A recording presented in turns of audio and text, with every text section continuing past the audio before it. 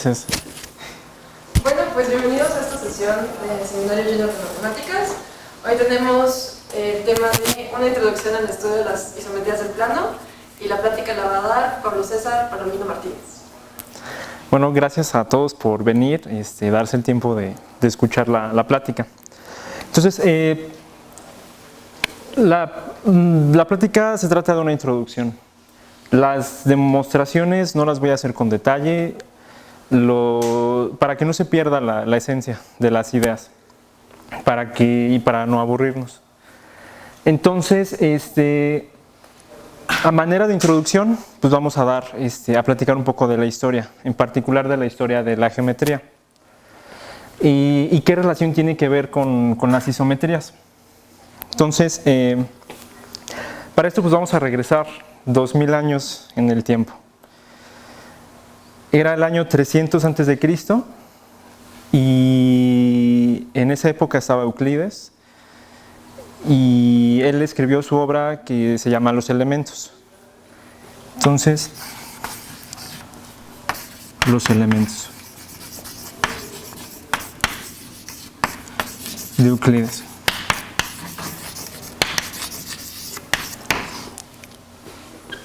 Los griegos se especializaban mucho en la filosofía, en cultivar el conocimiento y cultivar en particular la filosofía. Y ellos se preocuparon por la geometría, por estas propiedades de los círculos, de los triángulos, de las rectas, etc. A ellos se les ocurrió una maravillosa idea, en particular a Euclides. Se le ocurrió la idea de sistematizar todo ese conocimiento de tal forma que se pueda ir deduciendo. Así como hoy lo hacemos en matemáticas, tenemos como nuestros axiomas, nuestras definiciones y empezamos a deducir cosas de manera rigurosa. A los primeros que se les ocurrió esa idea de deducción, un sistema deductivo, se le ocurrió a Euclides. A Euclides su idea fue establecer 5 axiomas o 5 postulados y con esos 5 principios deducir toda la geometría que se conocía en aquella época. Entonces, por ejemplo, el primer postulado de Euclides era que por 2 puntos pasaba una única línea recta. El segundo postulado de Euclides era que dada una recta, más bien dado un punto, por ese punto pasan infinitas líneas rectas. El tercer postulado de Euclides era que si tú tenías un punto y una distancia, vamos a llamarle R, entonces existía el círculo o la circunferencia con centro en ese punto y distancia o radio R. El cuarto axioma de Euclides era la existencia de un ángulo de 90 grados, que todos los ángulos de 90 grados son los mismos. Esto Euclides lo utilizó, por ejemplo, para tener un sistema con que medir ángulos. Y el quinto, que es el más importante y el que más polémica generó en aquella época, es el postulado de las paralelas. Postulado de las paralelas.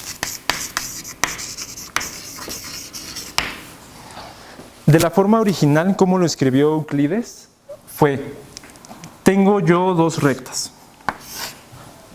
Si las corto con una transversal y los ángulos internos, vamos a llamarle alfa y beta.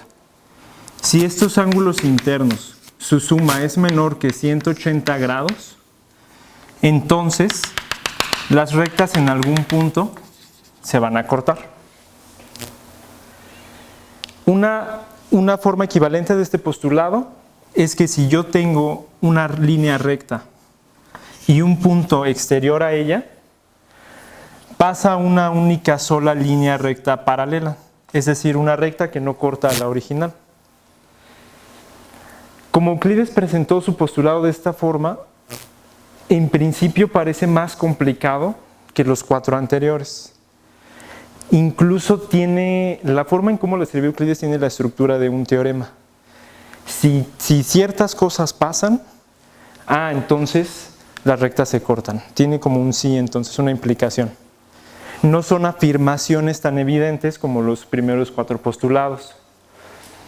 Entonces, a los griegos de esa época los sacó de onda esta idea, y a ellos se les ocurrió, bueno, si esto tiene forma de teorema, si esto es un teorema y a lo mejor se lo escapó Euclides, entonces yo puedo deducirlo de los 4 axiomas anteriores. Y no pudieron. Los griegos no pudieron demostrar el 5.º postulado de Euclides a partir de los 4 axiomas previos. Y los matemáticos posteriores siguieron intentando demostrar este postulado sin éxito. Entonces, esto fue en el siglo III a.C., más o menos. La geometría se sigue desarrollándose con matemáticos como Arquímedes, Apolonio, y etcétera. Entonces, vamos a ponerle siglo III antes de Cristo. Y llegamos al siglo XVII, y llegan matemáticos de la talla de Fermat, Pascal y Descartes, los 3 matemáticos franceses. Ellos empiezan a tener idea de algo que revolucionó al mundo. Ellos empiezan a tener la idea de la geometría analítica.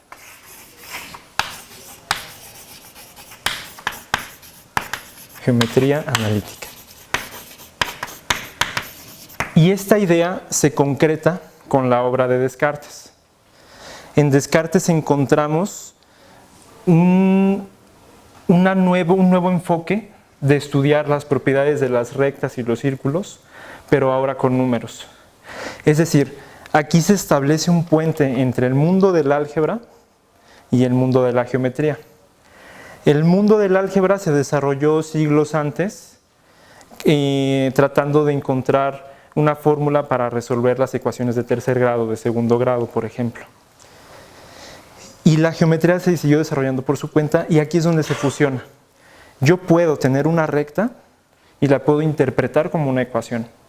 Yo puedo tener una circunferencia y tengo una ecuación, tengo algo algebraico que me representa algo geométrico. Y viceversa, yo tomo una ecuación y esa ecuación me va a representar una figura en el plano, una figura geométrica. No solo en el plano, sino en el espacio o en otras dimensiones. Después de la geometría analítica,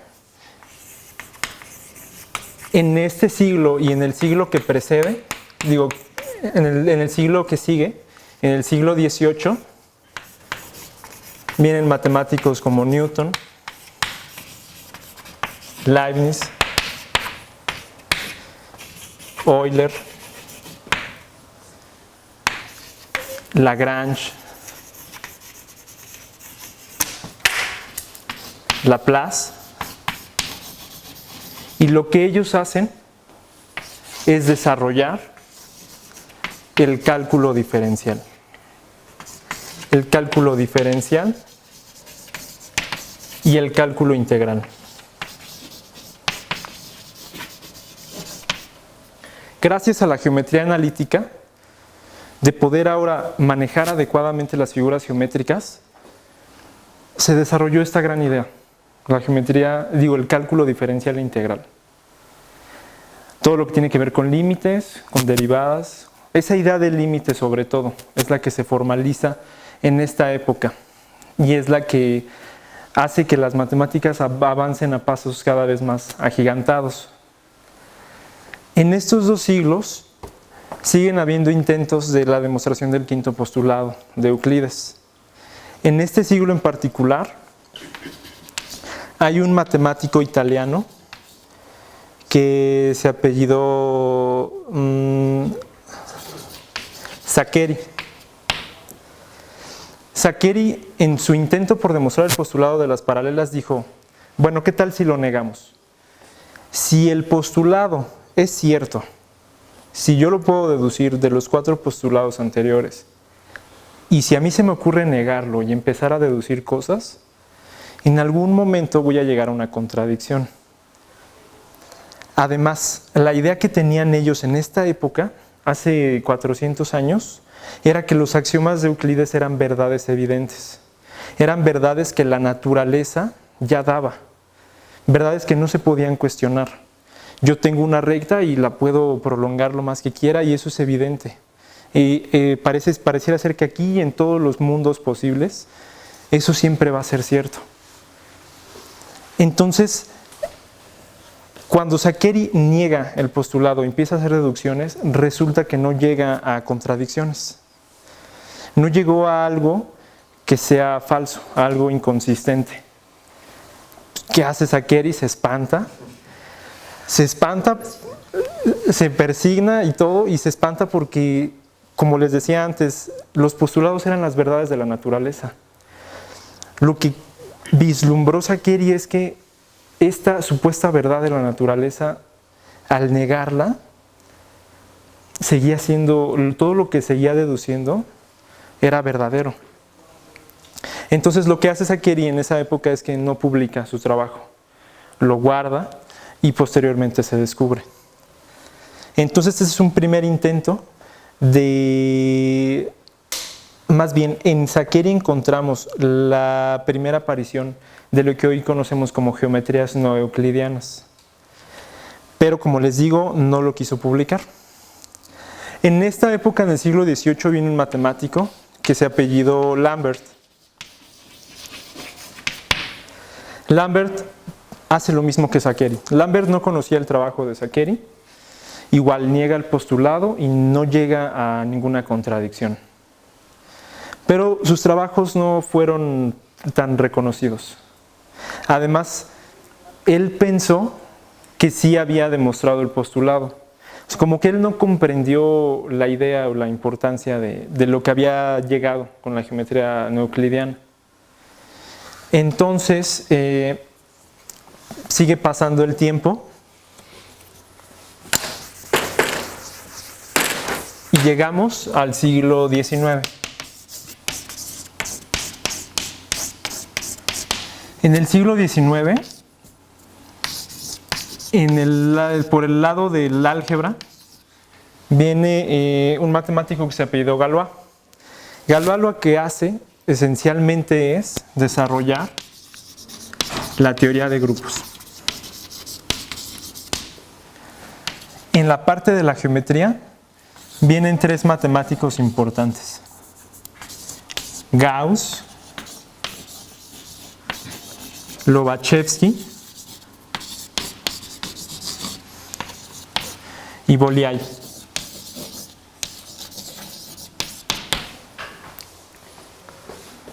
Estas 3 personas son las que entendieron la importancia y el significado de la geometría no euclidiana.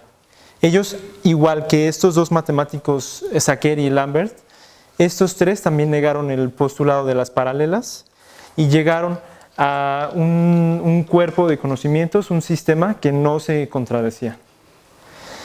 Entonces, estas geometrías, estas nuevas geometrías que desarrollaron se llamaron geometrías no euclidianas.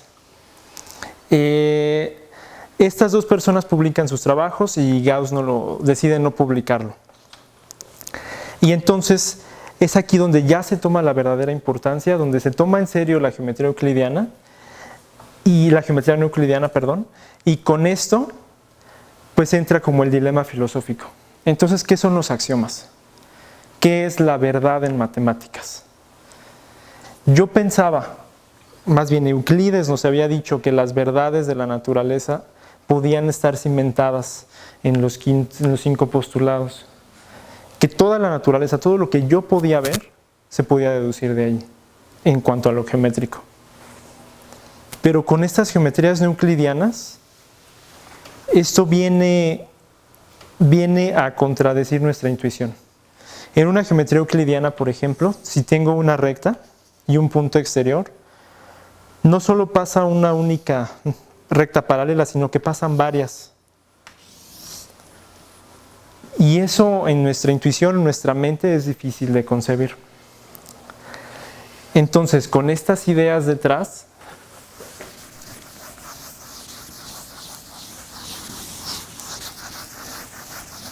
vienen matemáticos como Cantor,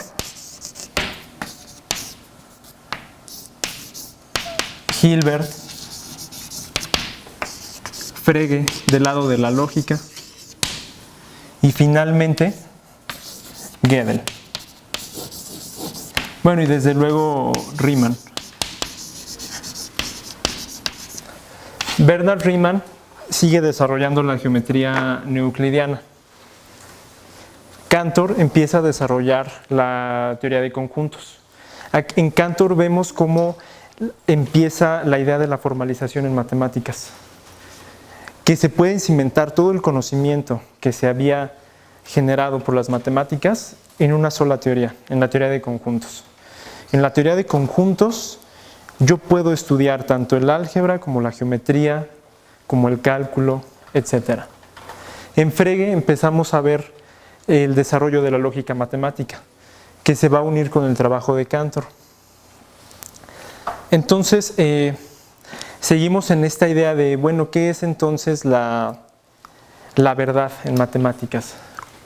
Si la geometría no euclidiana no me lleva a contradicciones, lo que razonó Hilbert fue, entonces yo puedo modelarla con otra cosa que yo sé que es verdad. Puedo modelar la geometría no euclidiana con la euclidiana, por ejemplo. Entonces, por ejemplo, se empieza a modelar la geometría no euclidiana, por ejemplo, la esférica. Tengo un punto y mis rectas ahora van a ser círculos máximos.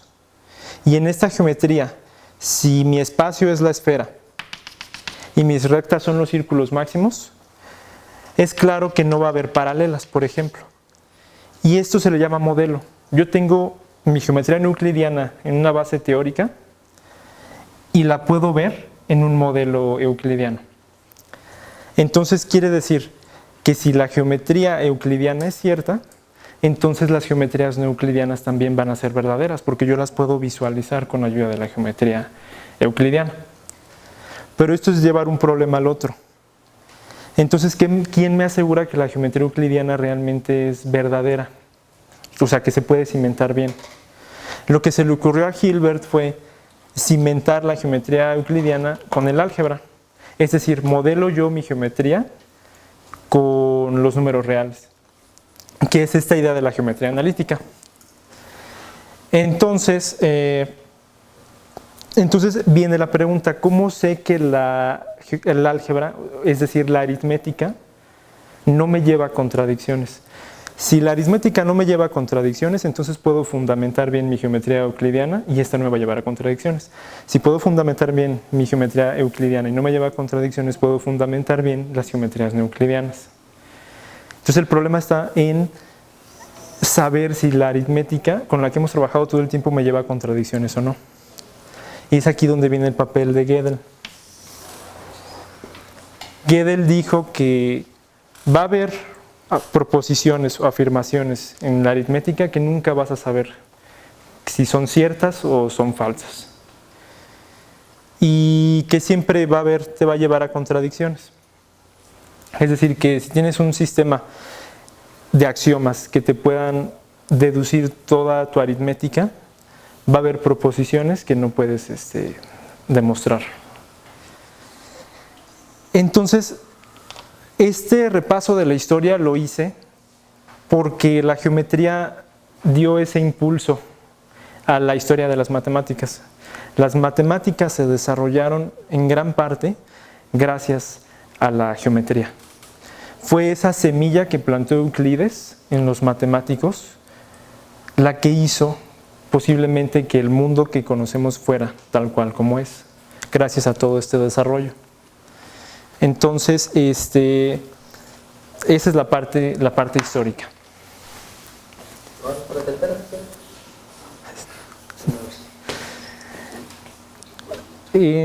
Ok, entonces ahora vamos a ir a la parte de isometrías.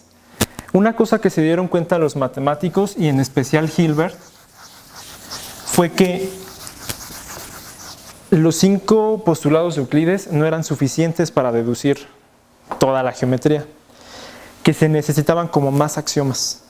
De hecho, lo que hizo Hilbert fue que se dio cuenta que Euclides utilizaba afirmaciones como: si yo tengo un triángulo ABC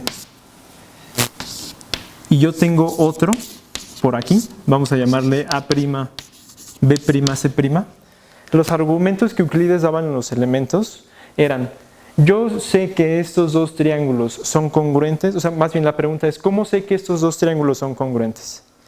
Y Euclides respondía: pues lleva este triángulo y encímalo. Si son iguales, si embonaron bien, son congruentes.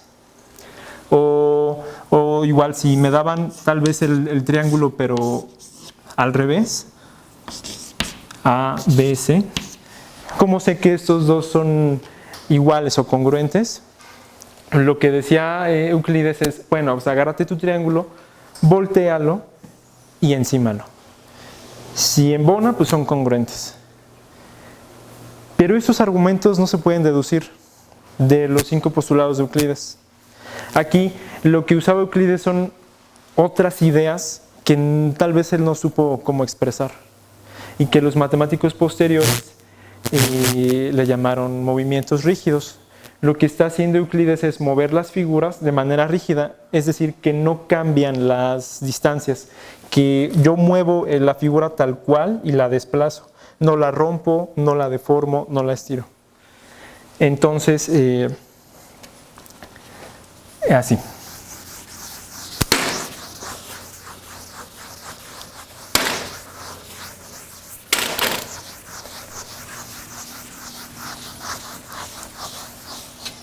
En el siglo XIX,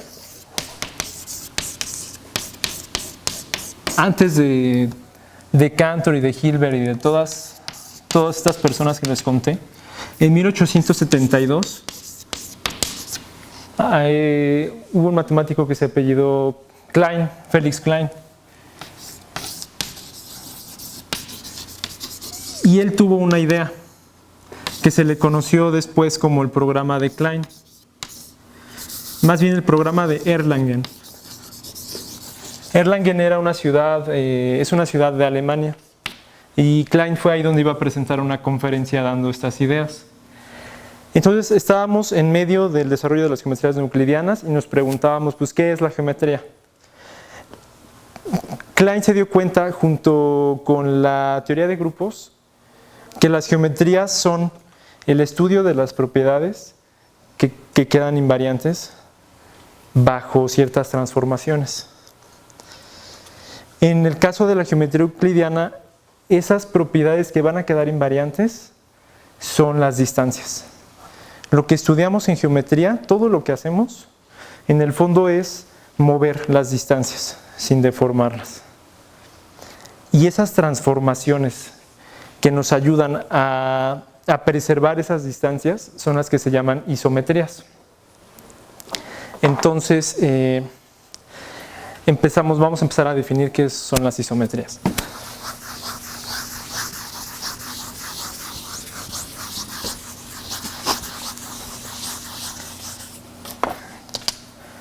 Entonces, definición. Una función f de Rn en Rn se le llama isometría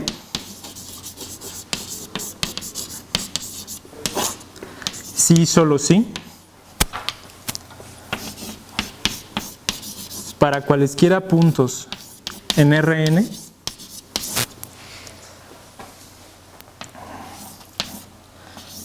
la distancia entre estos dos puntos es la misma que si yo me fijo en la distancia de las imágenes de cada uno de esos dos puntos. En un dibujo, lo que está haciendo la isometría es que si yo me fijo en R2 y si yo me agarro dos puntos X y Y, yo no sé cómo va a ser la función, pero lo que sí sé es que de la manera en cómo me mueva mis puntos,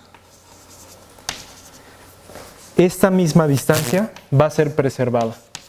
Este es f de x y este va a ser f de y. ¿Sí? Eso es lo que significa una isometría, es la definición formal. Entonces,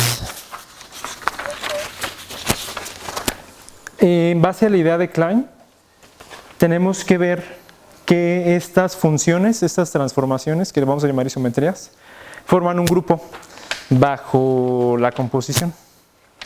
Al conjunto de isometrías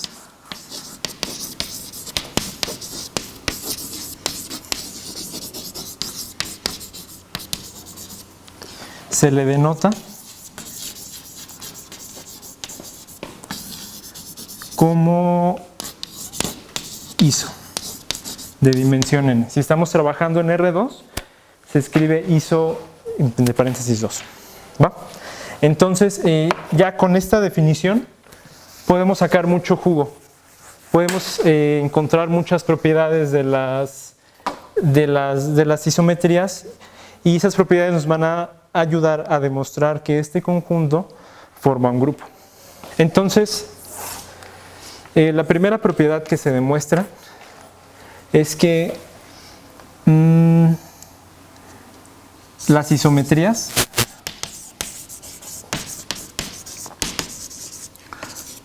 son inyectivas.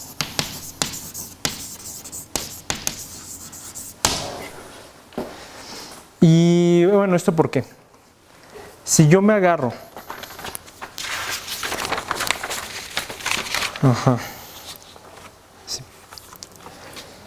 si yo me agarro dos puntos en Rn y supongo que sus imágenes son iguales, donde F es una isometría, como F es una isometría, de la definición yo sé que se cumple esto.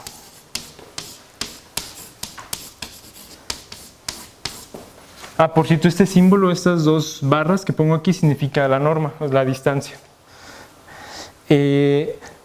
Como estos son iguales, porque así lo supuse, la distancia entre esos dos puntos es 0. Es decir, que la distancia entre los dos puntos originales es 0. Y eso pasa así solo si los puntos en realidad eran iguales. Ya, eso implica que las isometrías son inyectivas.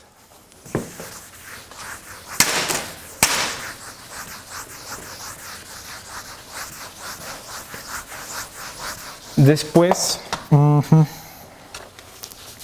vamos a demostrar que el conjunto de las isometrías es cerrado bajo composición. Es decir, si yo tengo una isometría, la aplico en el plano y luego tengo otra isometría y la aplico también, el resultado que me quedo también es una isometría. En un dibujo, bueno, igual no hay que perder la esencia de las cosas. Yo al final voy a querer que mis isometrías sean las que yo he conocido toda la vida. Las isometrías que conocemos, que utilizó Euclides, es por ejemplo la traslación.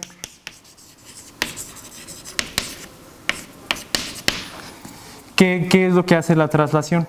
Es que todo el plano me lo va a llevar, me lo va a mover en un punto. Si yo tengo mi punto B y yo tengo este punto X, lo que va a hacer la traslación es que este X me lo va a mover a una posición, digamos, relativa. Por ejemplo, es como si mi punto B se va a convertir en el nuevo origen. Eso es lo que hace la traslación. Esta cosa, este vector, lo estoy barriendo, lo estoy moviendo aquí. Las otras isometrías son las reflexiones. ¿Qué hace la reflexión? Es que yo me fijo en un ángulo, vamos a llamarle θ, y si yo tengo mi punto X aquí, lo que va a hacer la reflexión es que a este punto X lo voy a mover tanto como este ángulo. Digamos que va a quedar por acá. R de X. Con las reflexiones, perdón, estas son las rotaciones. Con las rotaciones lo que yo estoy haciendo es mover según un ángulo. Y bueno, finalmente las reflexiones. Si yo tengo un punto y una recta así, lo que va a hacer la reflexión es que, como su nombre lo dice, refleja el punto original, como si la recta fuera un espejo. Esos tres movimientos los conocemos desde que entramos a la carrera, desde geometría analítica. La cosa es que esto lo vamos a formalizar o lo estamos formalizando con la idea de isometrías. Y queremos que nuestra definición capture las ideas que tenemos. Tenemos que las rotaciones son inyectivas y que, por ejemplo, si yo roto y luego reflejo, eso que me quedó también es una isometría. Entonces, en general, si yo tengo dos isometrías, la composición también va a ser una isometría. Esto no lo voy a demostrar, voy a dejar así. Entonces, otra cosa que tenemos es que nos vamos a fijar en las isometrías que fijan el origen.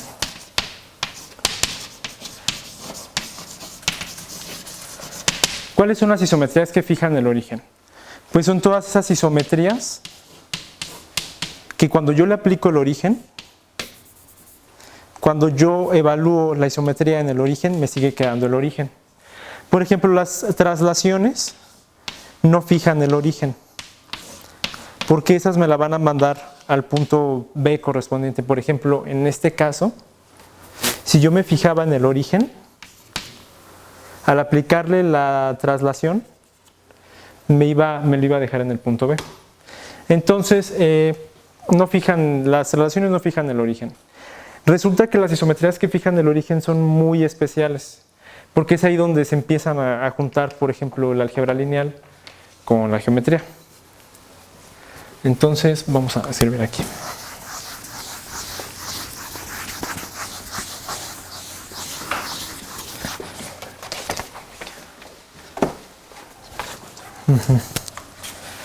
Entonces,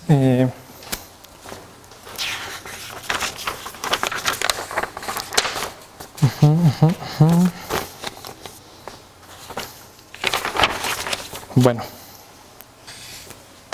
las isometrías que fijan el origen cumplen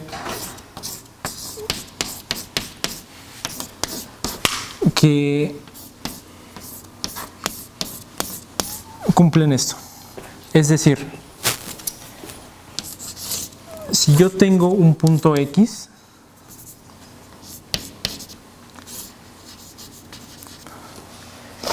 la isometría que fija el origen me lo va a mandar a un punto de tal manera que va a tener la misma distancia. Lo que está haciendo aquí es que las isometrías que fijan el origen no estiran, no están como preservando la distancia, que era lo que queríamos, como está en estos ejemplos. Luego también se puede demostrar que el producto punto también se preserva. Y esto se interpreta en la geometría como que las isometrías preservan ángulos. Ok. ¿Qué más? ¿Qué más?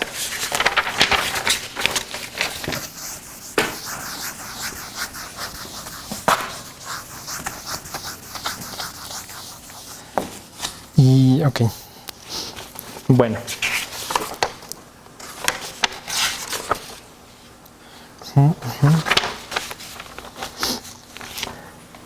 Con todas estas proposiciones y deduciendo un par de detalles técnicos más, se demuestra un resultado muy importante, que es lo que sigue. Todas las isometrías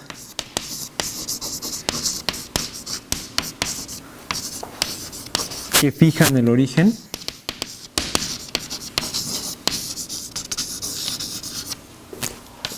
son transformaciones lineales.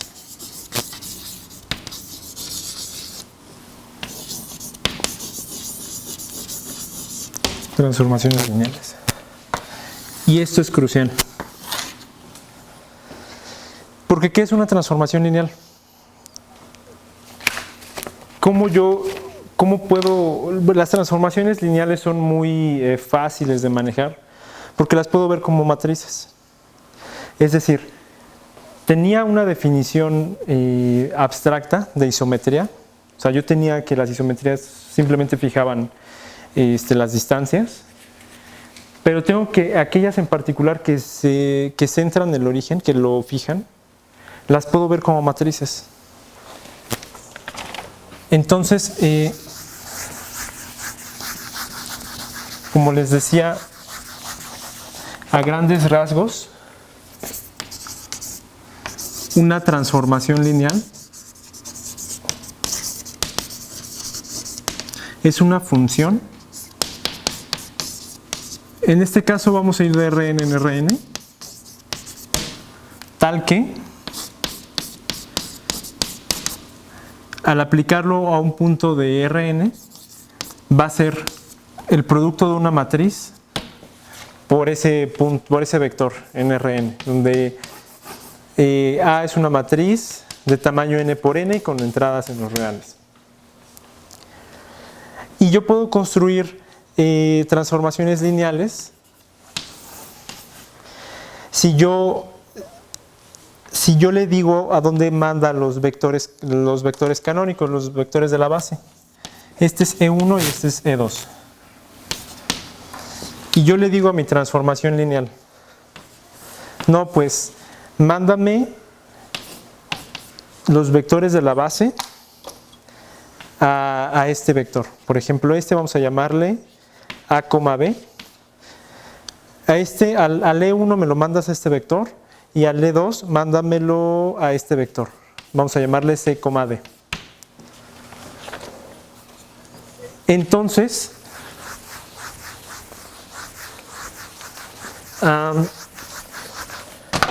yo ya sé entonces cómo se va a comportar la transformación lineal, porque la matriz asociada va a ser la que está formada por estos vectores. Al vector E1, al vector canónico de la base, me lo mandé a A, B. Entonces la primera columna de mi matriz va a ser la que tenga esas entradas. Y la segunda columna de la matriz va a ser la que esté formada por este vector en el que mandé el segundo vector canónico. Entonces, en pocas palabras, si yo quiero una isometría,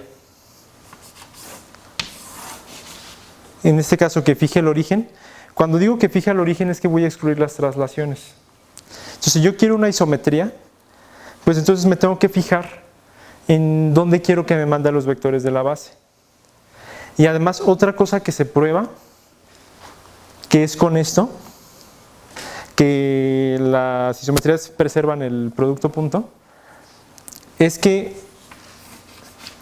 a los vectores que me va a mandar mi isometría, los vectores canónicos, yo no sé dónde me los va a mandar, pero sé que tienen que ser ortogonales.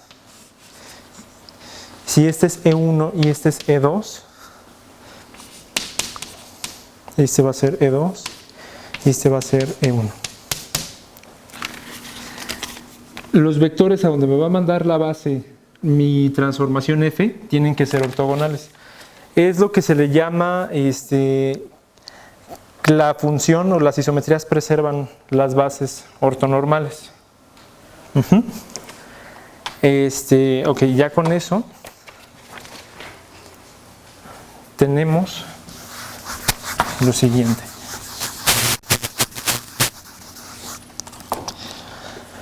Hay un conjunto de matrices GL. ¿Alguien ya conocía este conjunto de matrices? Este conjunto es el conjunto de todas las matrices de n por n con entradas en los reales, tales que A es invertible.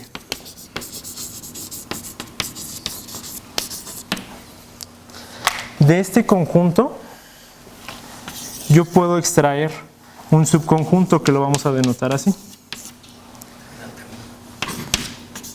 que es el conjunto de todas las matrices en el general, bueno, eso se llama el grupo general lineal.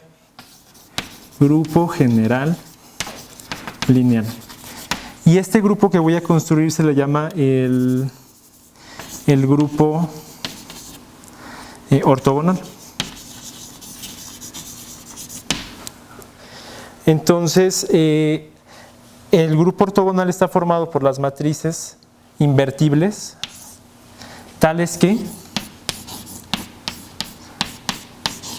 al multiplicarlo por su matriz traspuesta nos da la matriz identidad. Que una matriz cumpla esto se le llama matriz ortogonal. Eso se ve en cursos de álgebra lineal. O sea, al conjunto de todas estas matrices se le llama el grupo ortogonal. Resulta que las isometrías que fijan el origen son transformaciones lineales ortogonales.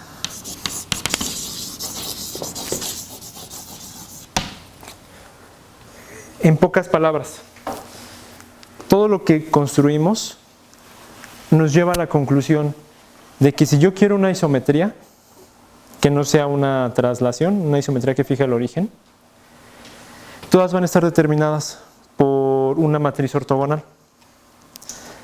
¿Qué tiene de especial las matrices ortogonales?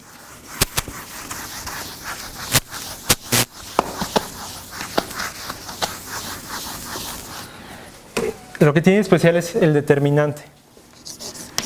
Por ejemplo, como esto pasa, entonces el determinante, los determinantes son iguales. El determinante de un producto de matrices se separa y nos va a quedar este determinante. Y el determinante de la matriz identidad es 1. El determinante de una matriz ortogonal, el determinante de la traspuesta de la matriz ortogonal es igual a la matriz original. Es decir, nos va a quedar que el determinante de una matriz ortogonal al cuadrado es 1. Y esto implica que el determinante de una matriz ortogonal en general es más o menos 1. Si el determinante de todas estas matrices o puede ser 1 o menos 1. En otras palabras, las isometrías que fijan el origen son en realidad matrices cuyo determinante es o 1 o menos 1. Y ya, eso me basta para construir cualquier isometría.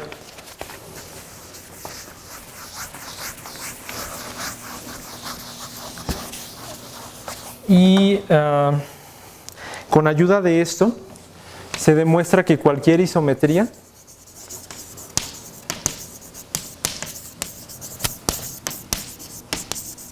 es biyectiva.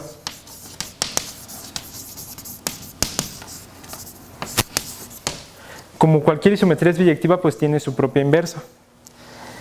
Y eso nos permite concluir que el grupo, más bien que el conjunto de isometrías forma un grupo bajo la composición.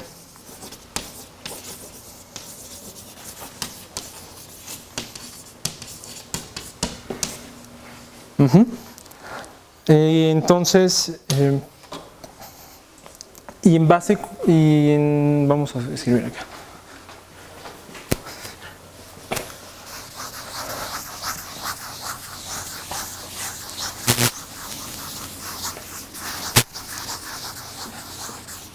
Un grupo es un conjunto G con una operación que cumple tres propiedades. Que la operación es asociativa, es decir,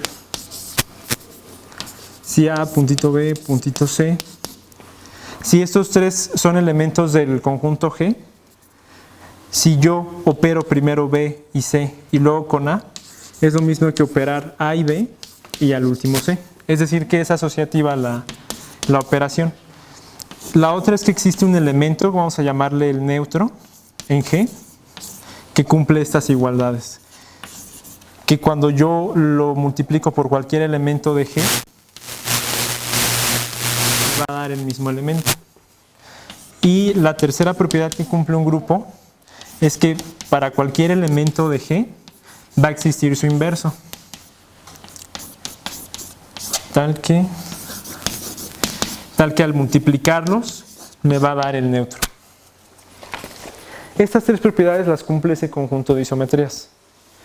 Cumple la asociatividad porque la composición de funciones es asociativa. Cumple la existencia de un neutro y ese neutro va a ser la identidad. La identidad es una isometría por excelencia.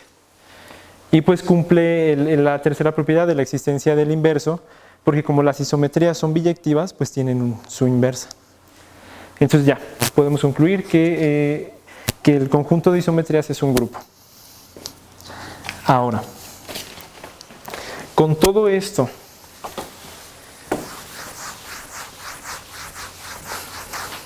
lo que estamos haciendo en realidad es que en este conjunto,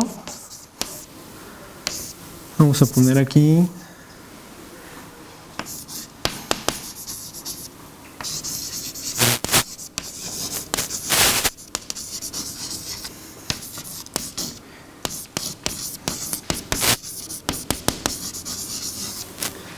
en el conjunto, en el grupo ortogonal, viven las rotaciones y las reflexiones.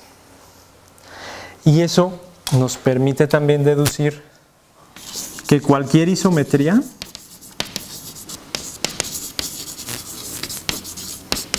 es de la forma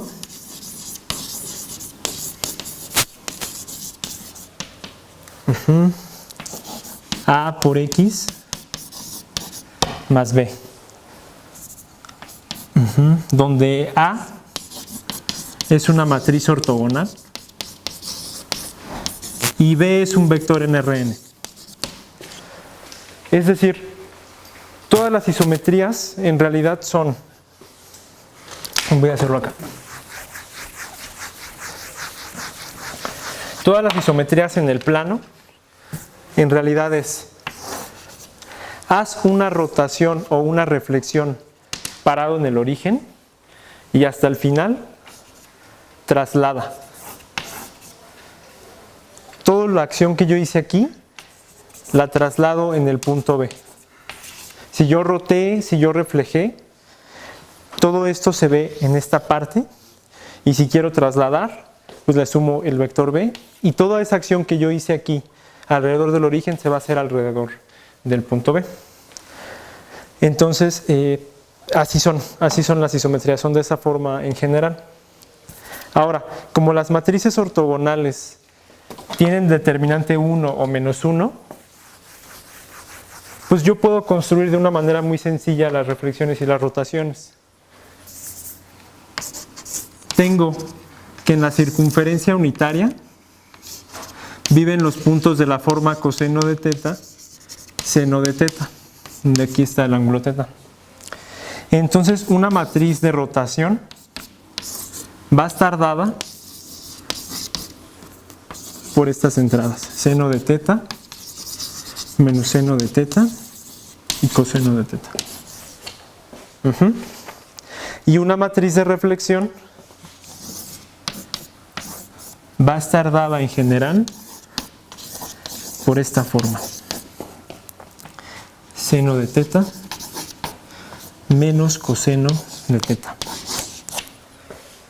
Ya. Entonces, si nos damos cuenta, el determinante de esta cosa es 1, positivo, y el determinante de esta matriz es menos 1. Ya de aquí pues empezamos con otras definiciones, como que las rotaciones son isometrías que preservan la orientación y que las reflexiones son isometrías que invierten la orientación, y eso tiene que ver con el determinante. De esta forma puedo yo construir cualquier rotación o reflexión. Si yo, por ejemplo, quiero una reflexión respecto a una recta, por ejemplo, con este ángulo teta, la reflexión asociada va a estar con esta matriz. O si quiero una rotación, con esta matriz. Entonces, y ya con eso terminaríamos la teoría de isometrías en el plano o en el espacio en general. Las aplicaciones de estas son, por ejemplo, con los grupos de simetrías de ciertas figuras. Si yo en el plano tengo una figura, a estas figuras yo las puedo rotar o las puedo reflejar. Pero ¿qué pasa con esas isometrías o esas reflexiones o rotaciones que la figura me la dejan igual? En un dibujo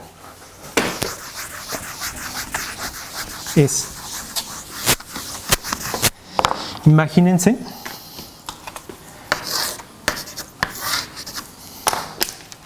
que yo tengo este triángulo. Vamos a llamarle A, B y C. Ustedes pueden rotarlo de tal manera que les quede la misma figura, pero con los vértices volteados. En este caso, aquí hay un ángulo de 120 grados y vamos a rotar respecto a un ángulo de 120 grados, que sería con esta matriz.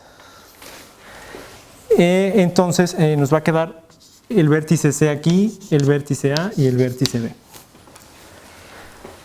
Y estas isometrías que me dejan la misma figura se les llama simetrías. Se puede demostrar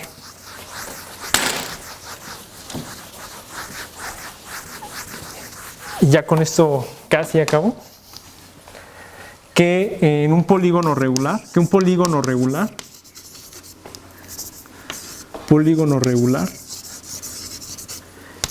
tiene, vamos a ver, de n lados, tiene 2 por n simetrías. Y las podemos encontrar haciendo estos juegos.